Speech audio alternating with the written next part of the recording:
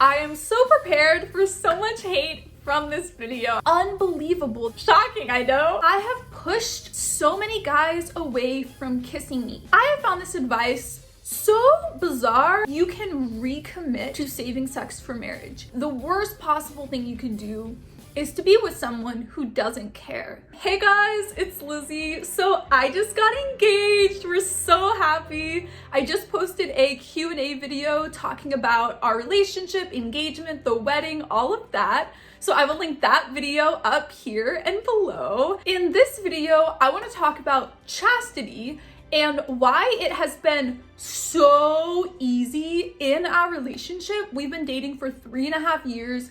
We will have been dating for 5 years at the time of our wedding. So why this whole experience, it's been so easy to not have sex. I have heard in so many Catholic circles directed at me, why are you not married yet? Why are you not married yet? Why are you not engaged yet? It's a near occasion of sin to date for a long time because you will want to have sex so much, you're going to cave. You're going to have sex if you don't get married soon upon dating each other.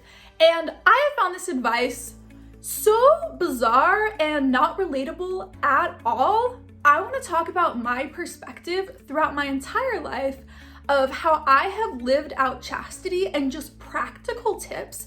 I feel like so many people make videos, how far is too far? And like this spiritual ambiguity of living out chastity, caring about your relationship with God.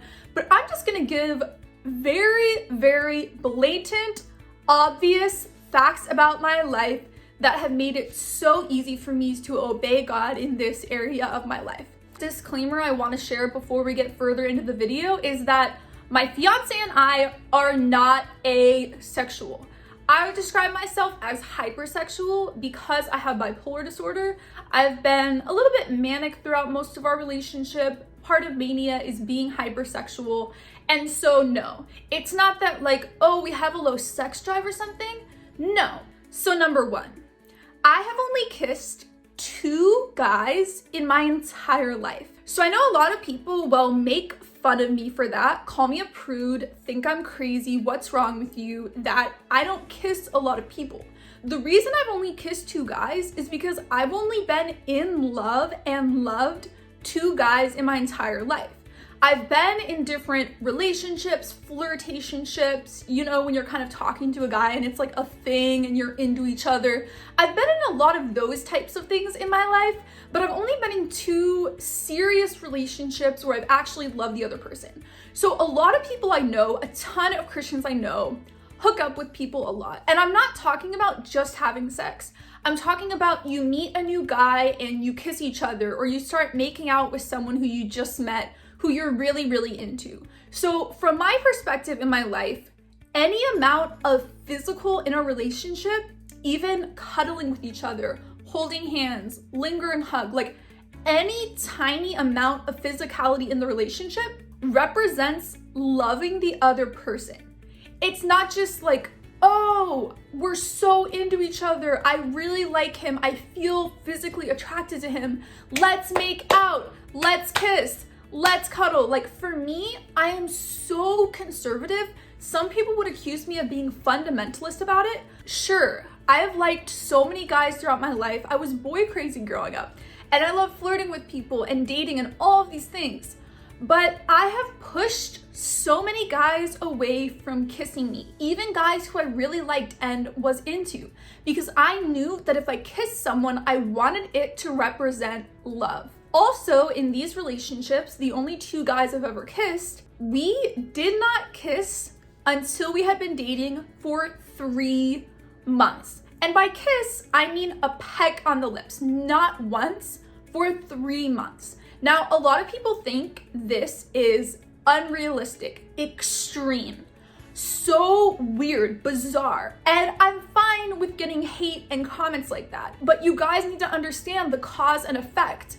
I have never had sex before. I've never gone too far physically in a relationship. And it's because I've valued our emotional, intellectual, and spiritual connection as leaps and bounds more important than anything physical. I've really gotten to know someone's soul, learned so many depths of their fears and successes and passions and hurt they've experienced in their life. I valued that connection, talking about ideas, debating things we disagree with, going to church together, sharing sermon and homily notes. I've just cared so much more about that than showing love physically. So you might have already gotten the conclusion from me sharing all these facts about my life, but I have learned so much self-control that even if I'm really into a guy and we've been having long conversations, I have pushed him away from kissing me, even if I wanted to kiss him. When I'm getting to know someone so depth in a relationship, instead of kissing each other the moment we meet each other, making out, hooking up, all of that, I've said no, no, no, no, no. And I've trained my self-control so well that when we get so close, like my fiance, we've been together for 3.5 years, we know everything about the other person. We are so close. He knows the depths and the core of my soul. Because I've been practicing self-control my entire life, it's so easy to continue self-control and not having sex or oral sex or going too far physically. It's so easy because I've been practicing self-control for my entire life. So my whole point with waiting to kiss and all of this, that so many people right now are watching this and it's unbelievable, she can't be telling the truth, I can't believe this is her advice, she's such a prude, all of these things you're probably thinking about me right now. So many of my friends who intended to save sex for marriage, they slipped up, they went too far. And the message I want to share with you today is if that is something you've done in your past, either because you just converted into Christianity or because you made a mistake, you did something you regret, God is always calling us towards chastity. You can recommit to saving sex for marriage. You can recommit to not kissing someone immediately upon meeting them. You can recommit to having these really strong physical boundaries. God is always forgiving and making all of us new and clean. And so I'm not at all saying that if you've done differently than me in the past, that it's too late to live out what I have chosen in my life. It's never too late to choose chastity and to live out celibacy in your relationship. It is never too late. Another point I want to hit on is prayer. This is a huge reason why chastity has been so easy for us, because at the very beginning of our relationship, I prayed and prayed and prayed that God would give us the self-control to live out these physical boundaries that we decided upon. Even in the middle of a conversation, when we're kissing, when we're watching a movie together, like literally when we're together, I've prayed in those moments, even while we're kissing, to not go too far physically and to maintain our self-control. I've relied on God so much in prayer, and I think that's really important to not get so full of ourselves, which some of you might think I'm full of myself so far in this video. But I really do give God all of the credit because I was humble and knew that I'm not as strong as I think I am with my self-discipline. And so I need to rely on God in prayer every moment of our relationship. And I think that the beginning of the relationship is probably the hardest part because you are newly infatuated in love. You have all that passion and chemistry the most at the beginning of your relationship. So I think that's the hardest part. And for most of the beginning of our relationship with my fiance, we were long distance. And so it was great. It was amazing. I highly recommend long distance. Because when we felt all of that passion and chemistry towards the other person, we connected on the phone, intellectually, emotionally, politically, psychologically. We didn't connect physically during most of the beginning part of our relationship. So that made it really easy as well. But even in my first relationship, that the other guy I've loved in my life, who I was literally manic most of our relationship, like almost the entire time. And so part of mania is hypersexuality. So even when I was hypersexual in my other relationship, I was still able to maintain this self-discipline of physical boundaries just because I prayed for it so much. We did not kiss each other the moment that we met each other the physical, even like holding hands, everything happened so slowly and gradually and matched the amount of love that we were growing in together. Another part of this that I think is a huge reason why I have never participated in hookup culture, why I've pushed guys away from kissing me, why I've only been physical when I love someone, is because I grew up without TV, movies, and secular music. We had none of that growing up. When I got to college, I started listening to some secular music. I've watched a couple TV shows throughout my life, but in general, I don't like media like that. And the reason is because our culture is hypersexual. And in so many songs, they talk about hooking up. So many movies and TV shows, they have hookup culture in them. And so when you're consuming this from the time when you're really young, during all of your formative teenage years, it has a subliminal effect on people that you don't even realize. And the reason this is a thing is because think of the ancient world. They had Homer's Odyssey and Iliad, and they had oral tradition where they remembered that. And it was a core part of establishing their culture, passing on their culture to the next generation. They had this epic poetry. So today, our version of epic poetry is music.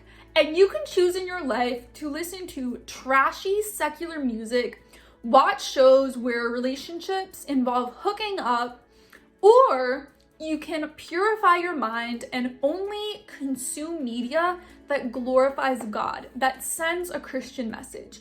And most of you did not grow up how I did, but it is never too late to get rid of TV shows, movies, music that talks about hooking up. I know so many of you will say, no, that doesn't influence me. I don't listen to the lyrics. I just like how the song sounds.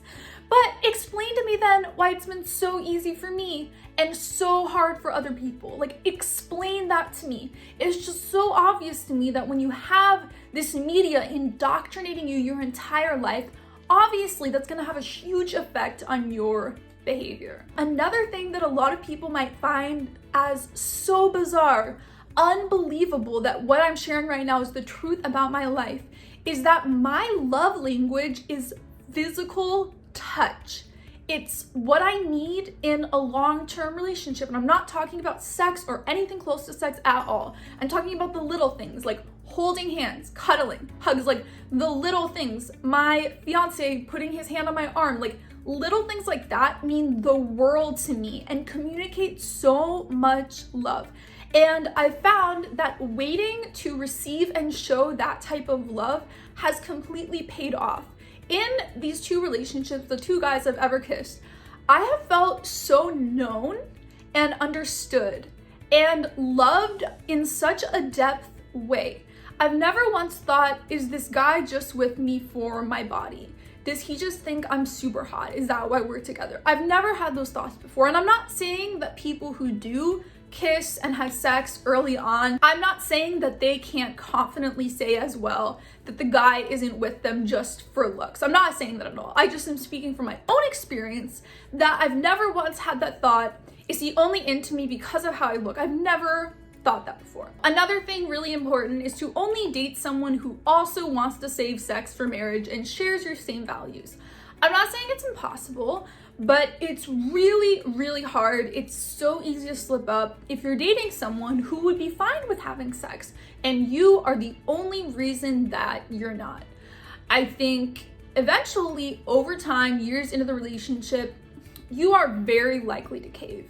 And so because our sexuality can be so strong, because it can be so difficult for so many people, the worst possible thing you can do is to be with someone who doesn't care, who doesn't share your values. And I have some icons in the background right now. We have Mary right here.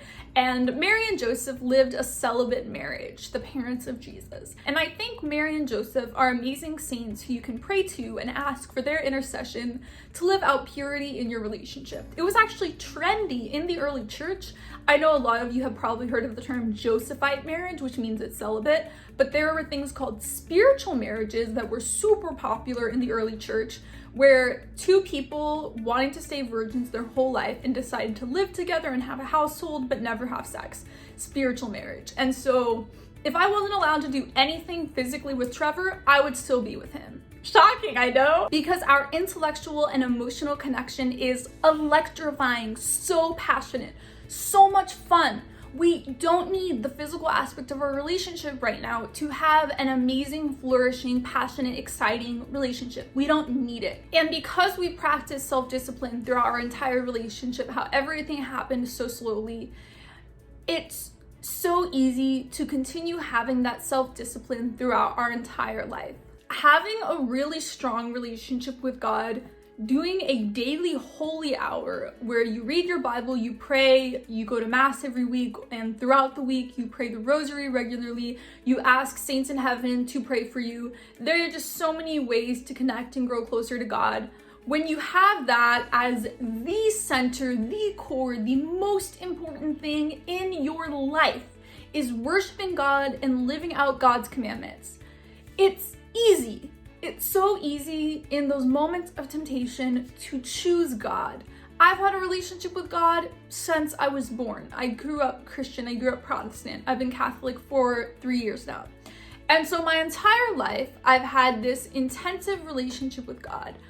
Way stronger, way longer than before I met any guy I fell in love with. When you have that really strong prayer life, you are excited to obey God's commandments. You are excited to please God. You care so much more about what God thinks, making God happy, than making anyone else in your life happy. I am so prepared for so much hate from this video. I'm excited to see your comments and see how people disagree with me. Before we leave the video, I want to shout out a Christianity and sexuality playlist I've made with lots of videos in it. I will be linking it below and on the end screen, so go check that out if you want more advice for living out chastity in your life.